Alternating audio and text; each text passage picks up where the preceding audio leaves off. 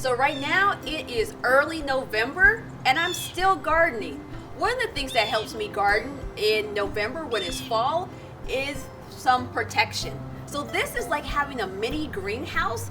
These work well in the fall time and also in the springtime. So I'm gonna pull this back so you can see what's underneath. So what's underneath this is some kale, lacinato kale, and also known as dinosaur kale, and it is cold hardy, but this extra protection helps. The downside to this, where you don't want to use it in the summertime, is that water cannot go through this because this is a pretty hard plastic, but it keeps it warm because in the fall, especially here in Indiana, it's cool in the mornings, it's cool in the evening, and then middle of the day you get some sun. So this being over it when we get some sun, it makes it warmer underneath here and it promotes growth.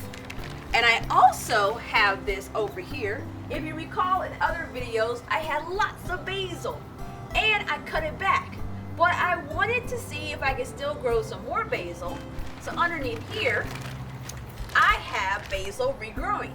If I didn't have this covered with this plastic protection or my mini little greenhouse, this basil would not regrow.